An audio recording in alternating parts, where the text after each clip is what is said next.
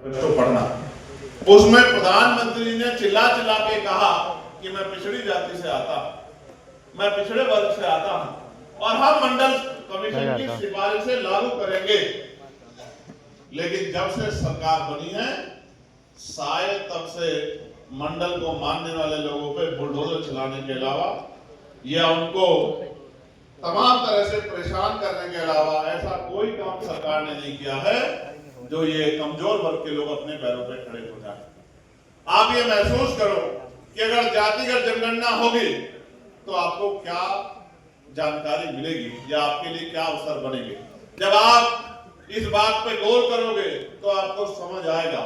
और जब हमारे नेता ग्रामीण क्षेत्रों में जाके अपनी बात रखेंगे तो वो अंतिम व्यक्ति को भी ये समझाने का प्रयास करें कि देश में लोकतांत्रिक व्यवस्था क्या है और उस व्यवस्था के सही रूप से काम न करने के कारण क्या क्या हो रहा है।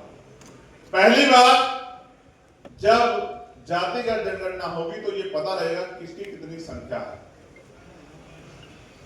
जब ये पता लग जाएगा कि किसकी कितनी संख्या है और किस समाज पे क्या क्या साधन है, किसको नौकरी कितनी मिली है, किसको रोजगार कितना मिला है, किसको जमीन कितनी मिली है, किसको लोन कितना मिला है, किसकी आर्थिक स्थिति क्या है, किसकी जो है किसका कर्ज माफ हुआ है, किसके ऊपर कर्ज है, किनको कितने बच्चे कितना समाज कितना पढ़ा लिखा है। जब ये जानकारी आएगी तो आपको आकलन चिंतन करने का मौका मिलेगा कि आप इस देश में, आप अपने प्रदेश में, आप अपने जिले में किस स्थिति में हैं।